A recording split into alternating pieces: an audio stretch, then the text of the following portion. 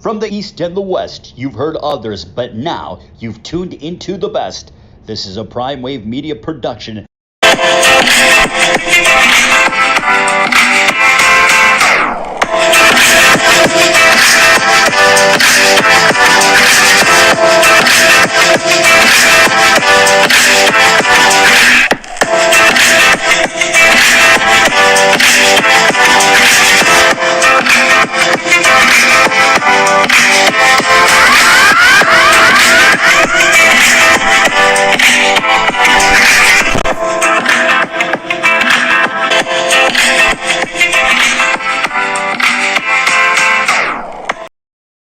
What's up, world? It's the one and only Pop DBIC, the Primetime Capper, and it is time for the premier sports betting show, the Primetime Angles, and it's Thursday, so you know it's always going down on Thursday. So you know what? Let's go ahead and bring in somebody who's near and dear to the show, and you guys already know what time it is. It's none other than the Don of Cape Cod himself, Mr. Jeff Dawson.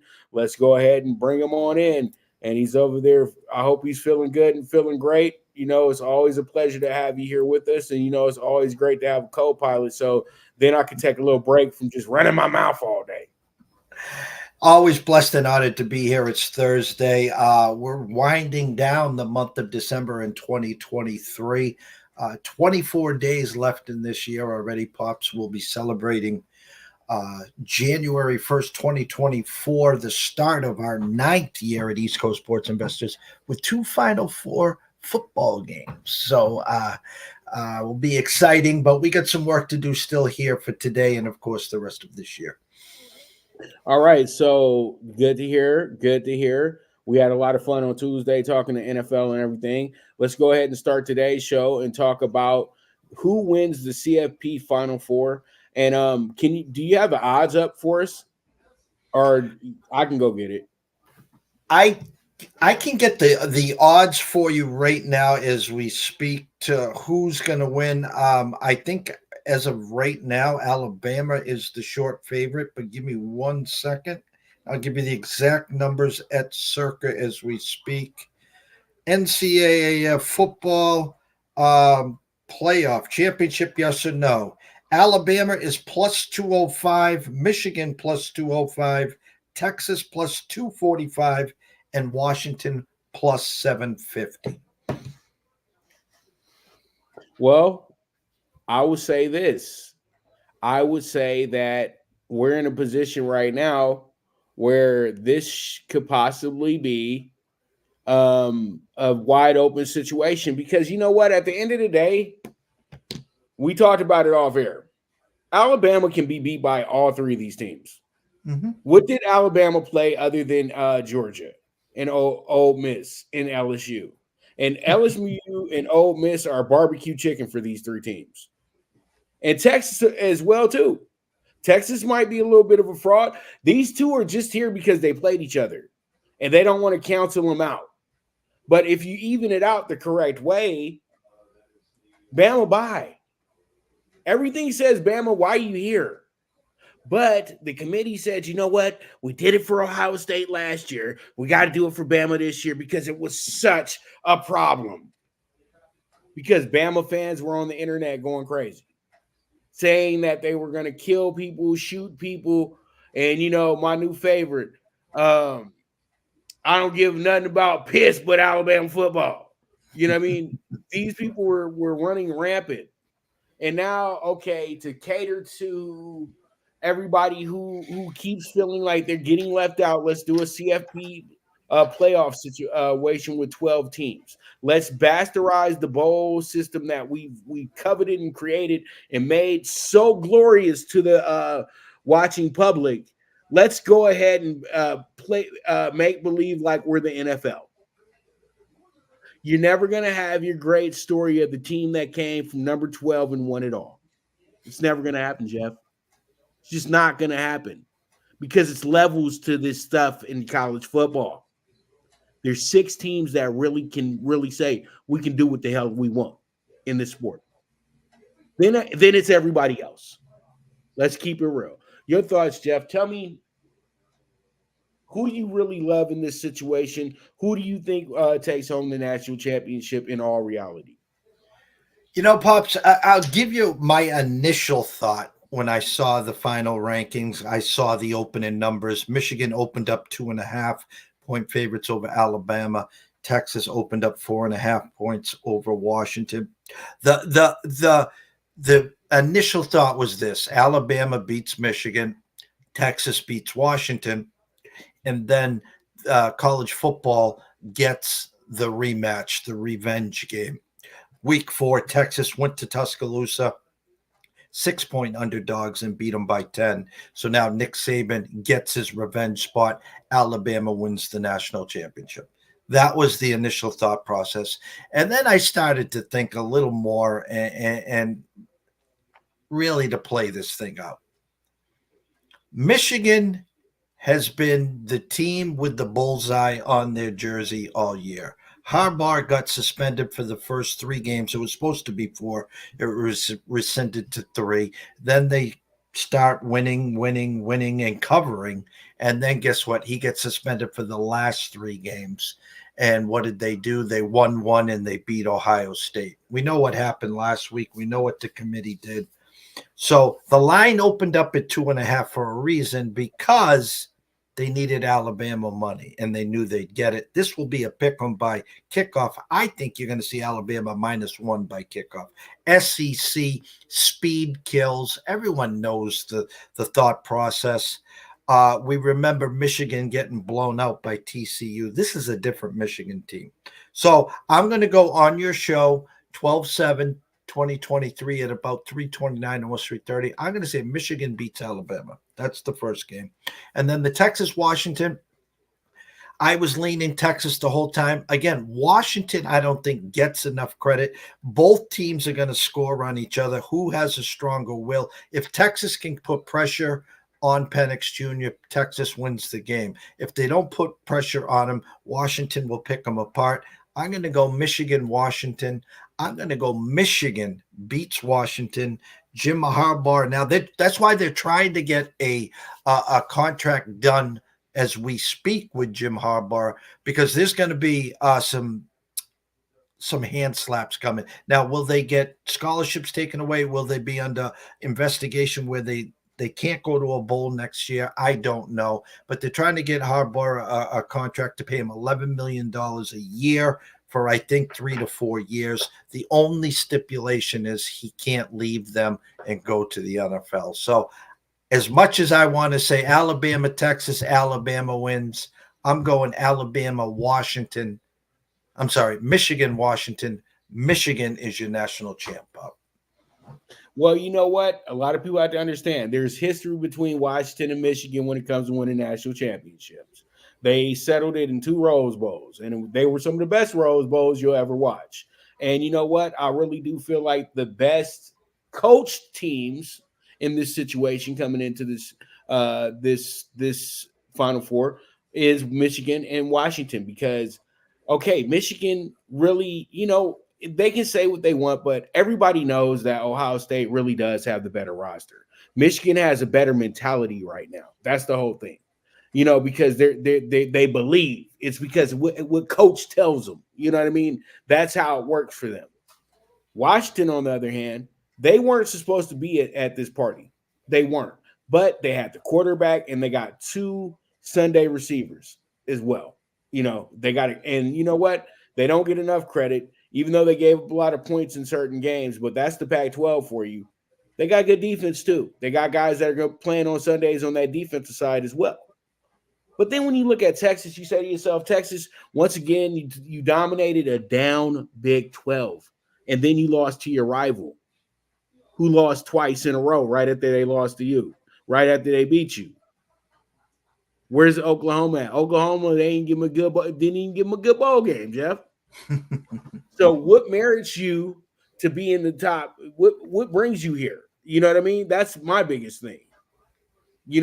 Because you're using the name Texas. They got the same pass as Ohio State, Alabama.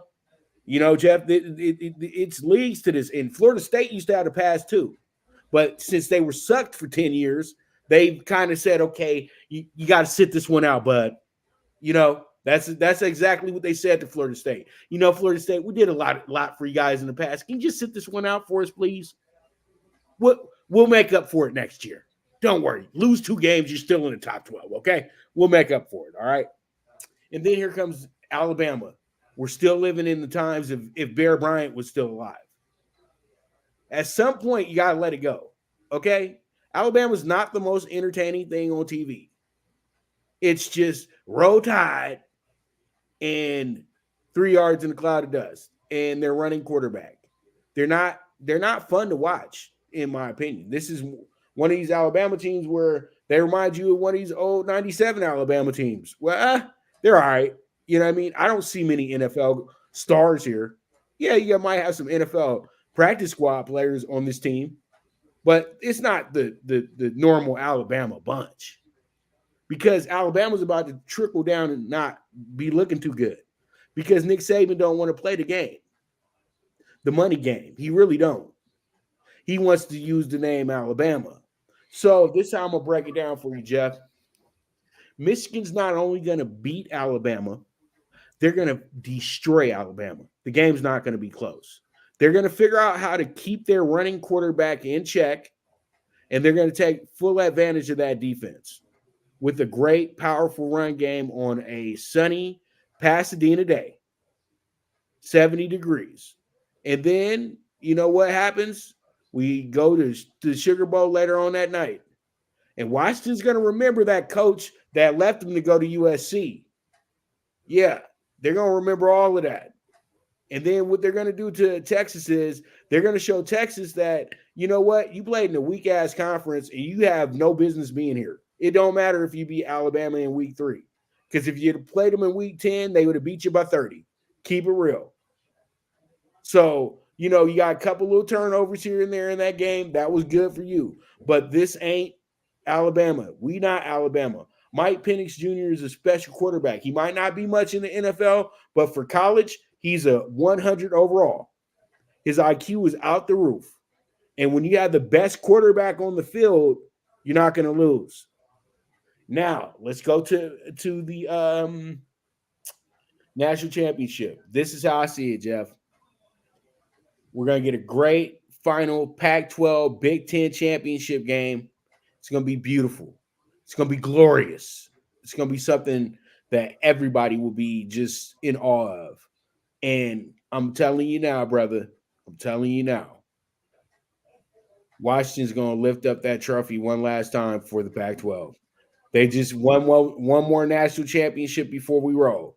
Because you know who owns the most national championships of all time as a conference overall, all sports? The Pac-12. And they're going to lift one last time up. And I'm going to take that 22-1 to the bank, baby. That's the bet right there. Because the number 2 team in the nation is 20-1. All right, eat it up. Eat it up. That's how I see it, Jeff. I got Washington winning this game. So Jeff's on Michigan. I'm on Washington. So we'll probably meet back up to really break down that game the correct way. We were sitting, I think it was October 18th. It was the Arkansas-Alabama game, and we released Alabama plus 2,000 on DraftKings. It was 2,500 in a few other spots. So we're sitting with a plus 2,000. Obviously we're going to, have some Michigan bias here as well to have a stake in the championship game. If Alabama happens to beat Michigan and then happens to beat the winner of Washington and Texas, well, then obviously we're heroes on that play. But again, I'd respect Alabama a lot more, especially against Michigan, if they opened up, 2.5 point favorites. Go back to the Super Bowl. Go back to circa when Jeffrey Benson opened up the Kansas City Chiefs minus 2.5 against the Eagles. And the whole world, his first 23 out of 24 bets that they took were all on the Eagles, and it went to a pick. Again, numbers are opened up for a reason. That 2.5 on Michigan was opened up for a reason because they knew it was a kid in a candy store. There's nothing but Alabama coming in. It's just going to keep coming into January 1st. So I like where your eyes are. Again, that Texas-Washington, again, a coin flip. If Texas puts pressure on Penix Jr., Texas will probably have their way. But if they don't put pressure on Penix Jr., then he's just going to pick them apart. He's got two guys on each side. Will be playing in the NFL at wide receiver, and they have a third wide receiver, and they have a sneaky running game. So it's going to be a good Final Four for sure, Pops. I like it. I like it a lot. So from there, we move forward. Let's go ahead and jump into our next, which is going to be this right here, and this is near and dear to you as well. Can UConn go back to back with this unit? Because they look good, but they still haven't ranked them number one yet. And I don't understand that part, but hey, it is what it is. But what are your thoughts? And how do you feel about that last game coming out of the way that they did pretty much take care of North Carolina the way that they did as well, too? Going back to last year, I really thought they had a great team. And what happened is they started off 8-0, 9-0. Then they came into conference play and they lost 4 out of their first 5. And Pops, if anyone knows, obviously you know, in the Big East, you win your home games, and it's a 50-50 shot to win on the road. So if you can go 500 on the road, it's just a war every game. And they, after they lost 4 out of 5, they got back on track. They put together a nice win streak. Then they went to the Big East Championship. They lost in the semifinals. Most teams would have folded the tent, but the emergence of Jordan Hawkins, able to, he was the sniper. He was the 3-ball specialist. When they needed a big bucket, they could get it. And of course, the dominance of Sonogo in the run on the March Madness, and they won the 6 in a row. They start the year 7-0. They traveled to Kansas, played a good game, not a great game. Lost by 4 or 5, whatever the number was there. Then hats off. Go back to Madison Square Garden, their second home. Played a good North Carolina team who a week prior put up 100 to Tennessee against Tennessee. They won by 9. They got Arkansas Pine Bluff, and then they got the Zags, Pups. This roster most people won't know of: Castle, Klingen, Diarra, Coach Hurley's son, Samson Johnson, Andre Johnson, Caravan, and then Cam Spencer, who had 23 against North Carolina. So what I'm going to say is the loss of Hawkins hurts. The loss of Sonogo hurts. But this team, Pops, is deeper, and most Hurley teams get better as the season progresses. So your initial question, can they go back-to-back? It hasn't been done in forever, Pops. Yes, they have the team to go back and back. But the Big East this year, Marquette is the favorite to win. Big performance. Was it last night? They put a whooping on someone by 26. So you got Marquette, you got UConn, you got Creighton.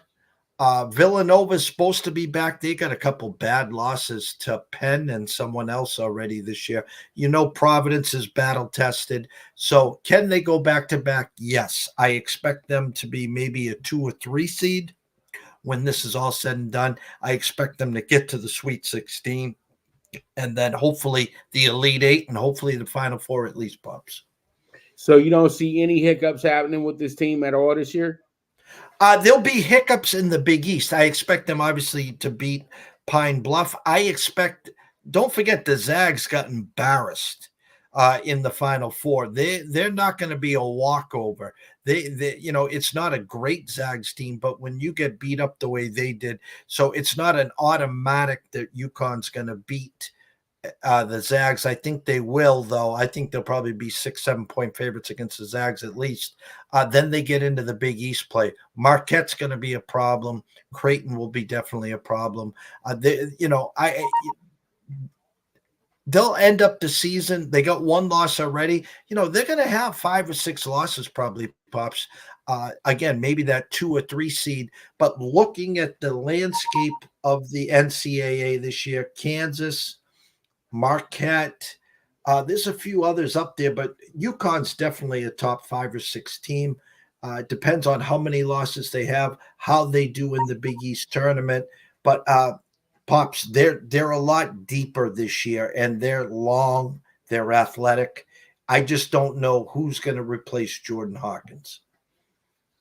All right. All right. So how I'm feeling with this one, Jeff, is I think that it's just the same old song with your boys, man. With UConn, it's just they're a special group. They do things in a special way. And you know what? They have this thing where they really turn it on in these non-conference games. And I feel like what they truly do is they embody the group that Bob Hurley Sr. used to coach. It's really he's channeling exactly how his father coaches. You know what I mean, Dan? You know what I mean? And Bob Hurley, Big Bob always said Dan was the coach and little Bob was the player. And when it comes down to it, it's like these kids are from New York, New Jersey, the way that they play when it's a non-conference game. You know what I mean? In a conference game, they know we're in our backyard. It's going to get tough because people hate us. They really hate us. So they're going to play well. But then you get with what they used to like to say when they would go make their little road trips. Oh, now we get to play the pansies. You know, you come to California, you play the finesse guys who can dunk and shoot, but they're not physical.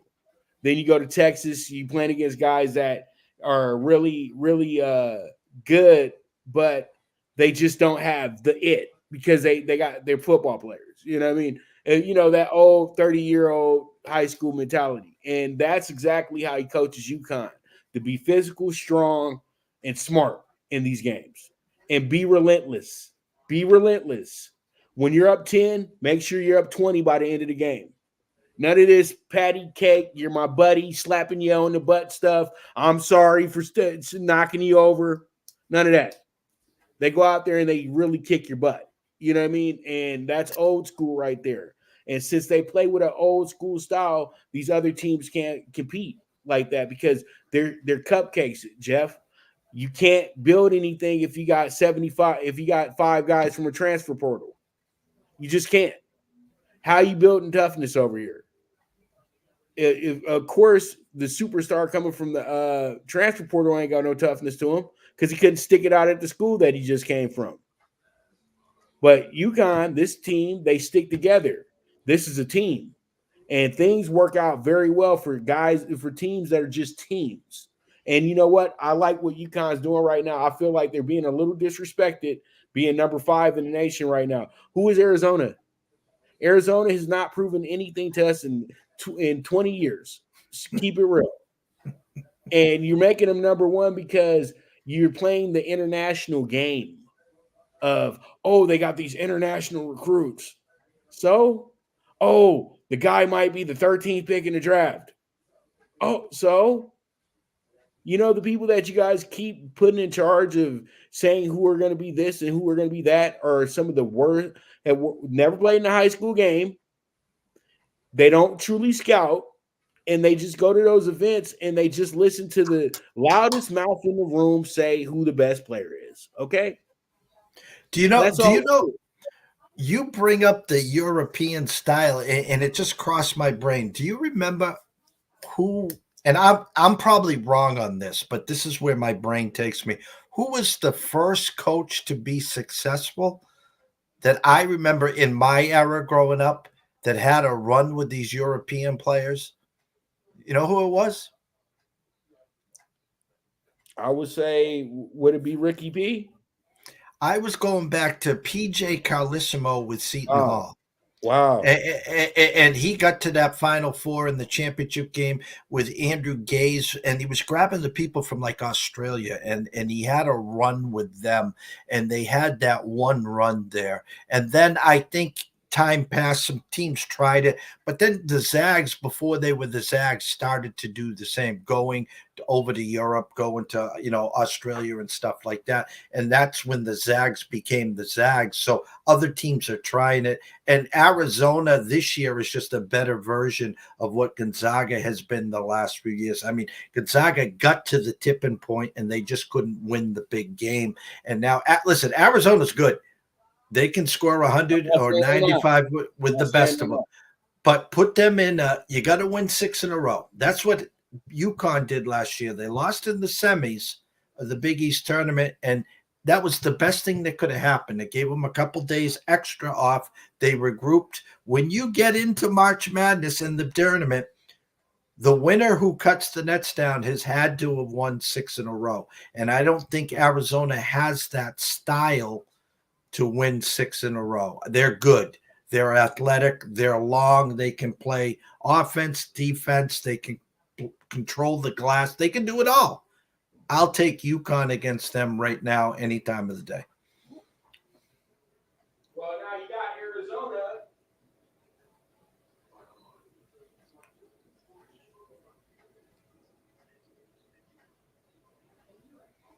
I don't see Lute Olson coaching Arizona this year. The Pac-12's good. I was impressed what I saw with the UCLA Bruins. There'll be a couple good Thursday games out there. But overall, I think Arizona will win the Pac-12. I think they will be a top 5-6 team. I don't see a lot of teams picking them off, especially in the Pac-12. But, when the dust settles, Pops, they'll be Sweet 16, Elite 8, and then we'll see who's standing for the Final Four. Well, I bring it up because I say that Zona is legit. This is Arizona. Arizona is a team that is a consistent 20-game winner yearly. And you know what? They're able to sell that school. So they're pretty much masters of the transfer portal. They're good at it because you can sell Arizona. You can really sell it. You know what I mean? Easy living in Tucson. The basketball team is on the upper echelon. It's tough. When you got a basketball team, when you're a basketball school, you get different privileges and you get different things than people do. Arizona's in the world of the Kentuckys, the Kansases, the who else should I say? UCLA as well too, because UCLA basketball is way more formidable than UCLA football. We all know this. And you have a very good run of things here because you're a basketball school. Difference, you know what I mean? And you're able to really excel in that part as well too. And Arizona is an absolute threat to the national championship this year. They are a team that if you go to the window and you need 4 teams, they're going to be one of the 4 teams that you need to bet on to win the national championship this year. And I don't want to mention UCLA because this is about Arizona. If I want to mention UCLA, I'll talk about UCLA because how I feel about UCLA right now is they're not going to even do their best work until they get to the tournament this year.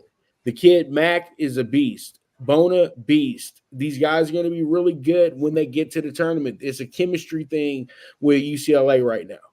You know what I mean? They got to get to know each other. They had a high turnover. You only can recognize 3 guys from last year, and 2 of them are on the bench, and they're not going to be getting much playing time either. So you got Bona who's leading the charge, leading the group, and so they're going to be just like the other UCLA teams that have had to have a high turnover. They're really good, but the chemistry is not going to hit until they get to the end of the season. And when they get in the tournament, they're going to be one of the more dangerous teams in the tournament. I think Maui should have showed everybody that with the way that they played Marquette because they should have beat Marquette. Marquette is an energy chemistry type of team, and that's why they got beat early in the tournament last year, and they're probably going to get beat early in the tournament this year as well too. And who's another team that we have to really put on the list right now? I know they lost to Northwestern the other night, but Northwestern is they're a smart team.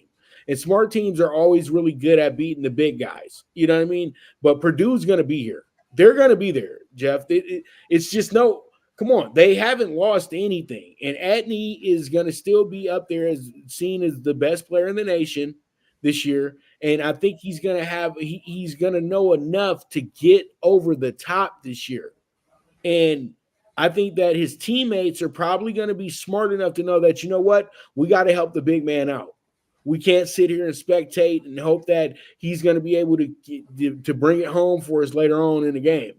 Guys have to be accountable. Guys have to be great. Hey, somebody might have to be the guy that winds up being the all Big Ten guard this year and averages more points than Edney.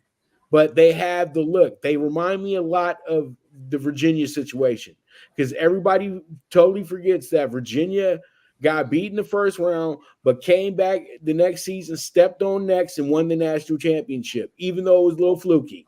Let's keep it real. Texas Tech was playing great basketball, but Texas Tech is a great example of guys getting a little bit too excited about what they did, and they just really didn't put in the work yet. I'm talking about old Culver, Jeff. That guy is an absolute NBA failure, not a bust.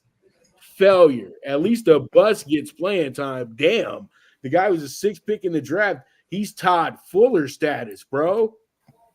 This that guy's Todd Fuller status. You know what I mean? Like, you just took a spot.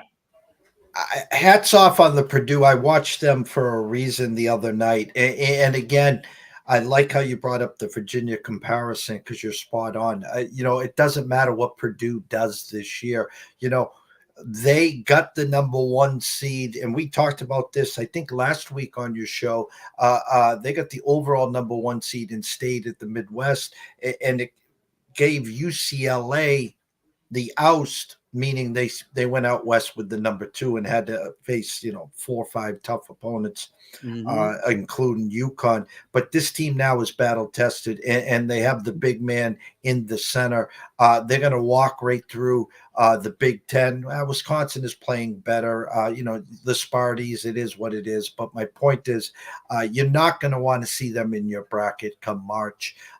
The other team who has shown flashes, and we've been waiting a long time for this team to finally get back to elite status, and that's the Wildcats of Kentucky. They have some athletes. They can score. They can actually shoot this year, where they've had a problem. They couldn't hit the ocean from a boat in the ocean, but they can score. They can hit the 3 this year. They will be dangerous as well. So March Madness is going to be special this year. The college basketball is going to be must-watch TV throughout, even before we get to March, Pops. And what I love about college basketball now, we really balance this thing out. Let's do it correctly. Let's do it right. And let's not do handouts. You know what I mean? Let's not just hand a team a spot in the tournament because they're a Power 5 school. No. You need to be good. You need to be – we're not rewarding you beating Riverside School to death 15 times over. We're not doing that anymore. You have to really show us how good you truly are. And that's why it's like, some teams are just destined for the NIT. Now, there's a small school out there that I really do like right now before we move forward, and it's not Florida Atlantic. I think that ship's passing. I think that ship's passing mightily. I like James Madison. I think James Madison is going to be a true player in the NCAA tournament, and they could be this year's FAU.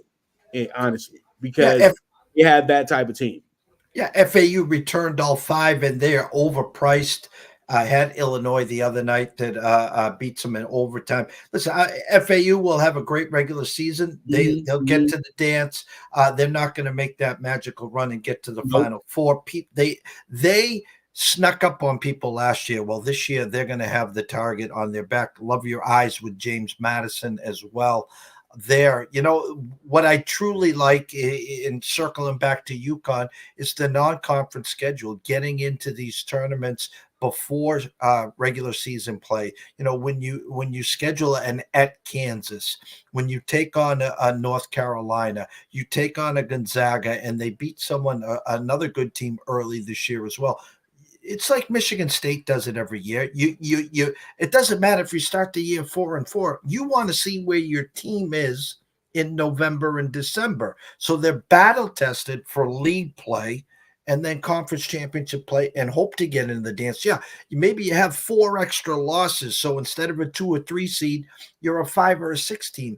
But when you get to see that bracket and you step into must-win situations, you're not worried, and you know how your team reacts to a team that wants to press, or a team that wants to play zone, or a team that plays man-to-man and trap defense. You've already played all those teams in November and December. Nothing you are seeing now in March and April is going to scare you.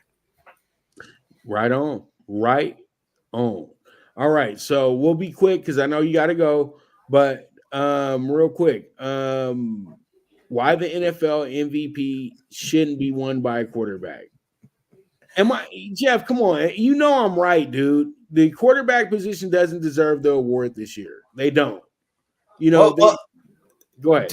Dak's making a big run now. It just goes back and forth. Mahomes starts out hot early. Josh Allen. In comes Jalen Hurts because they were 10-1. Now Dak's putting up 40 a week at home. He'll put up another 35 this week against Philly. The two MVPs this year, very simply, should be either Christian McCaffrey or the guy you have on your screen. That's the MVP right there is Tyreek Hill. There's no question in my mind he's the MVP right now. Right. And I say it week in and week out. It's about the impact you make to be the MVP of the team. It's not about, he's the quarterback, the leader of us. No, the quarterback, some of these quarterbacks aren't even the leader of the teams that they are quarterbacking for. You know what I mean? And when it comes to Tyreek Hill, he literally makes the whole team go. He makes all of them confident. From the quarterback to the coach to the offensive line to the running backs, they all play off of his energy because they know if Tyreek gets a break out here early, we're to the races. And this usually happens in our first 2 to 3 possessions of the game. And when you have a guy that can do this for you week in and week out, you do not overlook him as the MVP of this league at all. At all. Because Jerry Rice had the most impactful wide receiver season ever. He was rewarded with an MVP. So they got to do the same thing for Tyreek here, in my opinion, because his season is much stronger than Jerry Rice's season was, because Jerry Rice was playing with the greatest team of all time that year. At that moment in time, because that San Francisco team, they got 7 Hall of Famers on that group, and this Miami group will probably have about Tyreek is a Hall of Famer, maybe, if they don't do the PC Hall of Fame to Tyreek, as we all have been seeing lately. You know what I mean? Because they're the judge. It's not about what you do on the field; it's about what you do off the field a lot of times now, and how you talk to the media. All right, so we moving. Jeff, I got to get your 2 cents on the in-season tournament. How do you feel about the in-season tourney impact?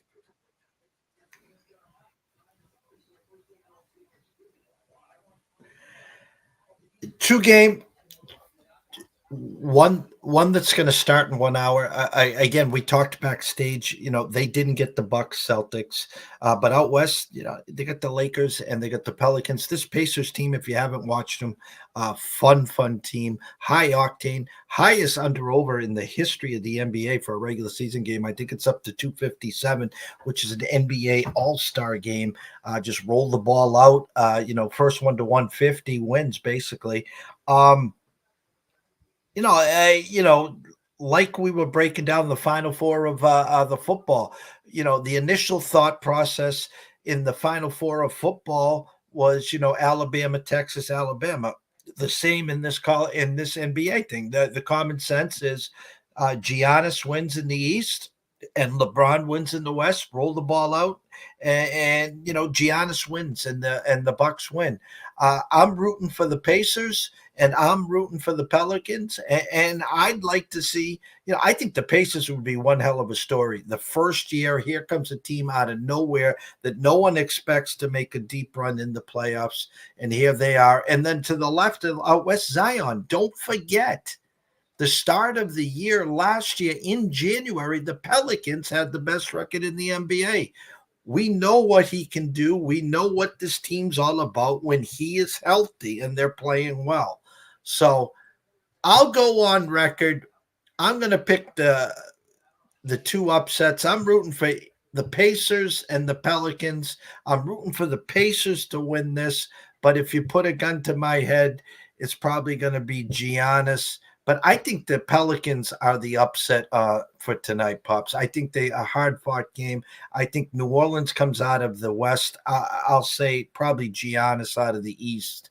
But I'm rooting for the Pelicans. Well, Jeff,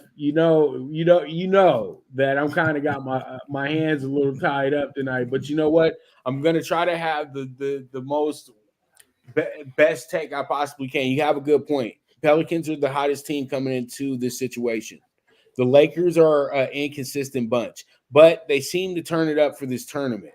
But this is going to be a great game tonight because this is exactly what the TV people want. You want Brandon Ingram, former Laker, who thought he was going to be the driver of the car. Yeah, Brandon Ingram was supposed to be the lead man for the Lakers. Zoe was going to be his partner, but it was always going to be about Brandon Ingram at the end of the day. And Brandon Ingram punched Chris Paul. LeBron didn't like that. That's the only reason why Anthony Davis is here. Let's keep it real. LeBron's cynical. He's a bit of a B, and he got rid of the Lakers' future of the franchise. The guy that the Lakers chose, not who he chose, who the Lakers chose. And see, you're a Celtic. I'm a Laker. When our franchises choose you, you're special. You're not just some guy. Like LeBron's Cavaliers. You know what I mean? You're not just some guy. You know what I mean? And I think that if I'm Brandon Ingram, I'm holding that to my chest, bro.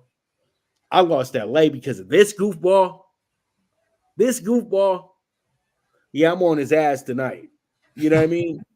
And Zion, they said that you're supposed to snatch the league away from LeBron. They said that the night you got drafted. It's your league now, buddy. LeBron ain't going to have nothing on you. All you done did was sit around and eat Popeye's chicken and lay up with the finest woman in the world. Hey, I can't hate on that because I'm a player too. But damn, you know what I mean? I'm not in the NBA though. You is. I'm not. I don't have those expectations. You do. So I feel that tonight the Lakers are in a little bit of trouble, but they're going to figure out a way to win this game because they're going to have the loudest crowd out of everybody. Everybody's going to be going nuts for the Lakers. My upset special is Indiana. I love Indiana because the Tyrese Halliburton situation, this kid is special. I named 3 players. I said, this is who can take over as the face of the league. LaMelo Ball, Anthony Edwards, Tyrese Halliburton. Yeah, they don't play in the sexiest locations, but they're damn good basketball players at the end of the day. Some of the best in the league, and they are the right guys to move this league forward. And now you see Tyrese Halliburton sitting in the semifinals. I feel good about my predictions because I really watched this game. And I think that you have a winner on your hands. And when you have a winner on your hands, it doesn't matter which city that you're in. And I think that they'll wind up winning their game against the Bucks tonight because the Bucks probably hung out with Dame all last night and we're all in the casino until 5 a.m. I don't know where they stand at, but most likely Mandalay. Yeah, Mandalay Bay. That's where they usually put them at, is Mandalay Bay. And I think that when we get down to the nitty-gritty of it, it's only right if the Lakers win the first one. Come on, man. It's going to be crazy. It's going to be nuts. Because if your Celtics would have got there, it's a better situation. Knicks get there, it's a better situation. I said that if they would have had the Lakers, Warriors, Knicks, and the Celtics as the Final Four, they would have had to shut down the Strip. Straight up. It would have been All-Star Game Part 2. And it's so funny. People are like, it's just a mix of NBA Finals and All-Star Game. You weren't there for the All-Star Game in Vegas, bud. The guy who put it up, you weren't there. I definitely know you weren't there because that was the cluster fuck of the world. And I'm serious. I was out there, Jeff, and this is the only time where people will be walking across the street and it's not a green light and they don't care. So, it was that bad type of stuff. You spend an hour and a half on the Strip and it's because people want to keep walking. It wasn't because it was traffic or anything like that. It's because because you don't want to kill anybody. So, it is what it is. But this is going to be awesome. It's going to be a party weekend in Vegas. That's what it's all about. It's going to be a bunch of NBA players there and a bunch of floozies. So we'll have a lot of fun with this. Spearmint Rhino will have a big, big night after. How's that? Spearmint Rhino, the peppermint hippo or whatever the hell they call it. Girl collection. Floyd's money. Floyd's house is good. Floyd's club's going to make a lot of money, man. I told him that. I said I called my security buddy that works over there. I said that when Zion come in, you got to tell him you got to give y'all extra $10K for the private room. You know what I mean? So it's all good. But with that, I'm going to let Jeff get on down the road. Thank you so much, sir. You're the absolute best, because I don't have to talk to you about who you picking in this game. I have the whole thing set up. So Jeff said he's taking the Pelicans to win the whole thing, and I'm taking the Lakers Pacers final. But I don't want to say the Lakers win it. I want to just say that the Lakers and Pacers play in the final. You know what I mean? I don't want to be homering, man. No, and again, I truly am rooting for a Pacer Pelican, Halliburton versus Zion. I think that would be great for the NBA. We don't need to see Giannis and LeBron. We'll see them maybe in the finals. Who knows? But right. I think that would be great for the NBA, a Pacer Pelican. And I'm rooting for the Pacers to win this whole thing. But if I had to choose part two, I wouldn't mind to see a healthy Zion get his hands on a trophy. Maybe he'll stay healthy at least till the All-Star break this year. Who knows? Maybe even to the playoffs. And this will be the biggest moment of Zion's career. And this is exactly what he's here for. And this is, it doesn't matter. This is what the NBA truly wanted. They kept saying, well, they got the Warriors and the Lakers. Don't nobody want to keep seeing that old ass series. LeBron and Curry hugging each other and looking like they want to sleep with each other now. It's cool. No, we don't want that no more. We want to see the young guns that go out and play basketball, that don't do all the homie buddy stuff. You know what I mean? And hey, it's gonna be awesome. It's gonna be great. This is awesome, and this is something that's gonna be very significant to the NBA. A lot of people are complaining about it, but you know what? A lot of people don't like change. It is what it is. But the NBA knew what they had to do. The NBA is gonna get bigger ratings than the NFL tonight. Landslide. There ain't nobody tuning into Pittsburgh and the Pats, you know what I mean? Except for miserable people who want to just sit up in there. Zabby Bailey, Mitchell Trubisky game? Oh my God, my 2-year-old sister could do better than this. Okay, but all right, let's just dismiss all these guys' actual athletic skills and just let you just keep on talking, bud. But it is what it is. Jeff, thank you so much. Where can we find you at before I let you go? You can go over to the Twitter, as Pops would say, over to EC Sports Invest. Check out our website at www.eastcoastsportsinvestors.com. If you want to send me a DM on Twitter, fine, or send us an email at eastcoastsportsinvestors@gmail.com. Always a pleasure, Pops. Great to be on here. Have a great, great night. Enjoy the basketball. And you and I will catch up on Tuesday for the NFL Bet Exchange week number 15, believe it or not. Awesome. And I can't wait because it's going to be awesome. And I can't wait because we got the best NFL show, period, point blank. You already know what it is, man. But all in all, thank you so much. And with that, we're going to take a quick commercial break. And when I get back, we got Talkin Tickets. So you guys stay tuned. This is the premier sports betting show, the PrimeTime Angles, and we bid adieu to the Don of Cape Cod, Mr. Jeff Dawson, and we'll see you on Tuesday, sir. Good News Only Racing Club, led by the legendary Doug O'Neill, the trainer of 2 Kentucky Derby winners, and I'll have another in Nyquist. Also trained 2-time Breeders' Cup champ Golden Sense, who are just a part of a long list of thoroughbred champions trained by Doug O'Neill. The Good News Only Racing Club has a young core of horses to look out for in Dennis's Celery, Irish Heatwave, and Notre Dame, just to name a few. Win the day every day with the Good News Only Racing Club, a proud sponsor of the NFL Bet Exchange. From the East and the West, you've heard others, but now you've tuned into the best. This is a Prime Wave Media production.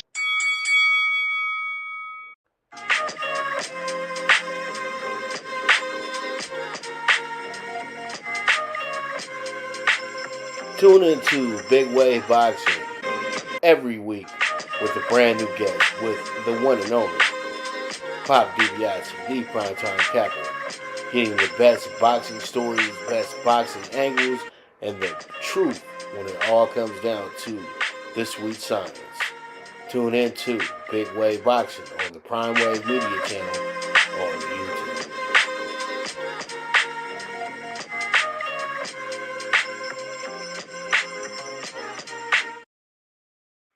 All right, here we are. Let's go ahead and jump into it. Talking tickets. And talking tickets, we got ourselves some really good bets tonight. And up first, we got ourselves the CBB PrimeTime PK6 because, you know, it's kind of a light night in college basketball. So we're taking Iowa plus 7.5. Then we got Little Rock minus 5.5. Then we got IUPUI money line plus 175. And then we have North Dakota State minus 145. So it's going to be a 15-1 ticket. We'll see how it goes. We'll see how it shakes out. We move forward from there. All right. So we have the Pacers and the Bucks. Pacers money line plus 180. Then the Pacers plus 3. Also first half with the Pacers. And then the over 63.5 minus 115 first quarter. Then we have the Pelicans taking the Lakers. We have them minus 2 tonight. And then we also have the over 114.5 first half. And then we'll wrap it up with the plus 5, half a point to the Pelicans first quarter. And then, you know what? We have the TNF Bets and plus 6 to the Pats. And then we have the over 15 first half. And then we also have the minus half a point with the Steelers first quarter, plus 15, plus 115. And then we have the over 32.5 plus 115. So that's going to be a wrap on our bets tonight, and pretty much we'll be back tomorrow with more bets for the weekend, more bets for Friday night, all that good stuff. Talk about the in-season tournament, who's going home, who's sticking around in Vegas. I don't think anybody's going home, but who's sticking around in Vegas, and we go from there pretty much. So with that, I thank you guys so much for tuning in. You guys are the absolute best. And you guys, if you missed the show, you guys can watch the replay right now. And, you know, make sure you share it, retweet it, whatever you have to do. Leave comments, do all that stuff. Get the numbers up. Man, that's what it's all about. And with that, I bid adieu. And this is the premier sports betting show, the Primetime Angles, with the one and only Pop DiBiase, the Primetime Capper. As I always say, bet with your head, not with your heart. The movement is moving, and I am gone.